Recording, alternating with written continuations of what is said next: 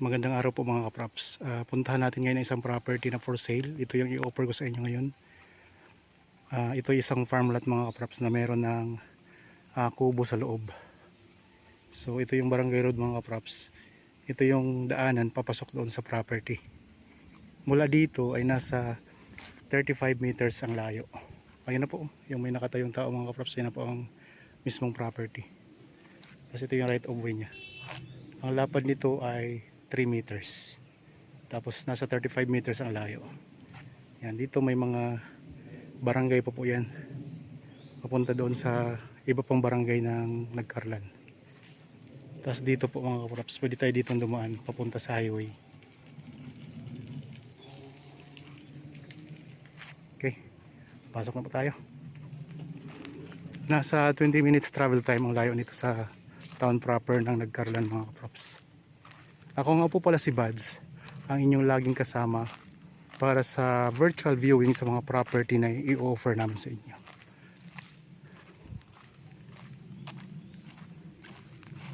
So pwede na pong ipasok dito ang sasakyan mga kaprops. May ayusin lang tayo ng konti, papatagin ng konti dito sa right of way. Yan, ito na po ang property. Ang sukat nito ay 1,600 square meters. Ito yung binanggit ko kanina na kubo, rest house. Ang daming tanim mo.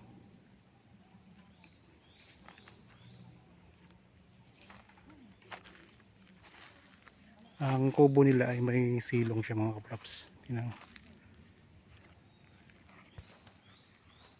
May linya na ng kuryente at may linya na rin ng tubig. Okay, maliit lang to na property. Ikutin natin. Yan, dito sa area na to meron tayo ditong bakod na barbed wire mga kaprops. At saka sementado na rin yung poste. Yan, meron tayong tanim dito na kaimito, mangga, may avocado, patag na patag ang lupa, mga lansones, may puno ng santol.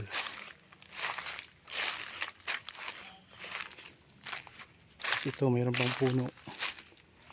Anong puno ito mga kaprops? Baka alam nyo to, i-comment nyo lang po sa comment section ano dahon nya.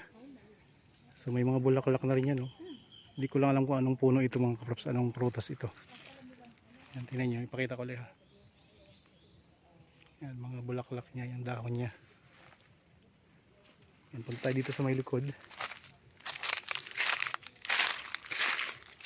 Ang dokumento nito mga kaprops ay tax declaration. So ang presyo nandyan po sa description box at sa title nitong video. Ang tax declaration ay pwede din pong patituluhan mga kaprops. Meron kaming kakilala na nagpa-process po ng tax deck para mapatituluhan. Yan, meron tayo ditong puno ng santol. May bunga na po. Maliit pa lang siya na santol pero may bunga na. Ang dami niyang mga prutas mga kaprops. Iba-ibang klase pa.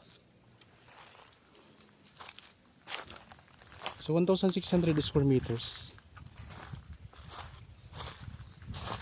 Hindi siya ganun ka laking area. Meron tayo ditong hinahalo sa ulam mga kaprops, atsuete ba to? Ayan. Yan, may tanim silang atsuete, yung pampapula sa ulam. Palibot na to ng bakod. So dito po ang may bakod na semento sa gilid, na poste na semento. Pero yung ibang area hindi siya naka-barbed wire, mga puno po ang bakod niya. Dito sa may likod, dito kasi yung likod, ang bakod ay kawayan. Ayan. So ito yung boundary niya eh. Ang korte ng lupa ay kwadrado mga kaprops. Square. Yan, ito. May puno ulit dito. Hindi ko rin alam kung anong tawag dito. Yung mga kaprops, no? Anong tanim ito? May mga bulaklak na rin yan. Parang katulad siya sa kanina yung pinakita ko. Yan, dito tayo ngayon sa may bandang likuran ng property. Dito sa likuran may mga tinanim silang mga kaimito. Yan, maraming kaimito yan.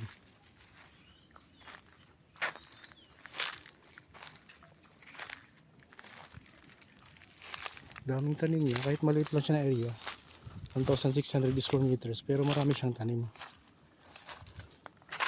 Iba-ibang klase pa. Santo, lansones, guyabano, kaimito, may mga niyog, may mga saging, at iba pang mga prutas.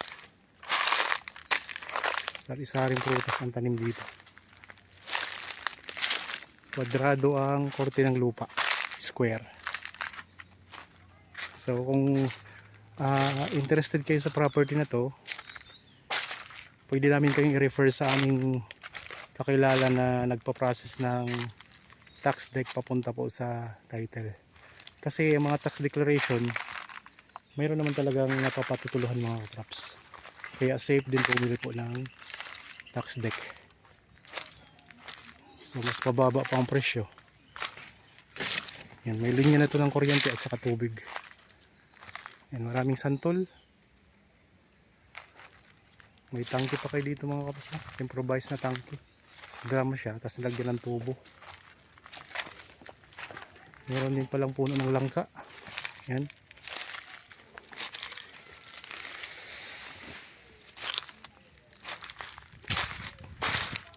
Yan. Ang tubig ng tubo ng tubig mga kapraps.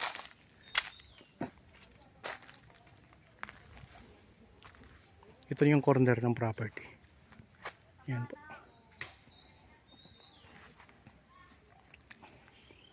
May mga kapitbahay na rin naman kayo dito. May malapit din po dito na elementary school mga kapraps. So kung hanap nyo po ay relax na lugar, tahimik, pwede na po ito. So hindi ganun kalaking area, kaya affordable siya. Tapos kung gusto nyo patituluhan, pwede namin kayo matutulungan. I-recommend namin kayo doon sa kaibigan namin at kakilala na nagpa-process ng tax deck para maging title. Yan, ito yung bakod at natin, bukobo. So yun yung sinabi ko mga props na kahoy lang po o tanim na kahoy yung bakod dito. Hindi siya barbar talaga lahat. Yan, ito yung hagdan. Yan, kita tayo dito.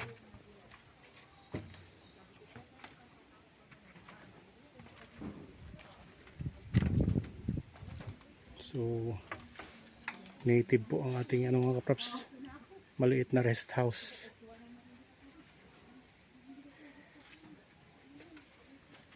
May solar na rin po ito.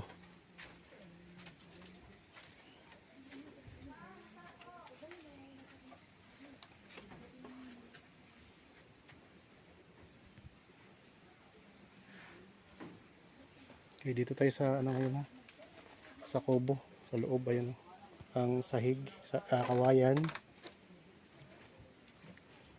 So malamig. Pag matulog ka dito, ang lamig. Kasi kawayan at saka pati yung dingding kawayan din mga kapraps. Isang kwarto. Nandito nakapwesto yung itong kubo dito sa pinakaunahan ng property. And mga kapraps, ang daanan palabas doon sa kalsada.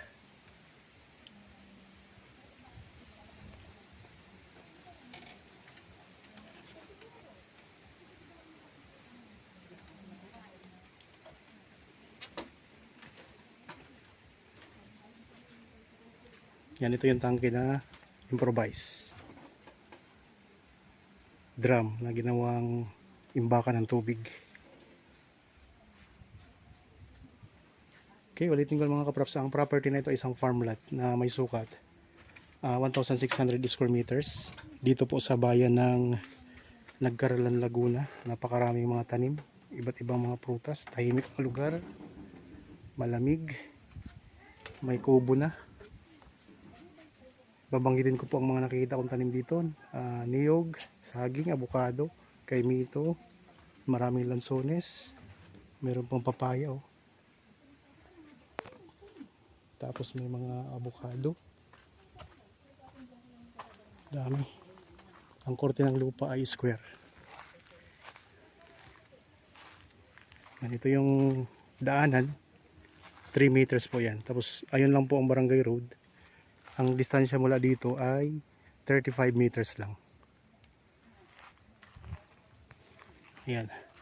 Kung interested po kayo sa property na ito, ano pang hinihintay niyo? Kontakin niyo po kami sa mga contact details na nandyan sa inyong mga screen.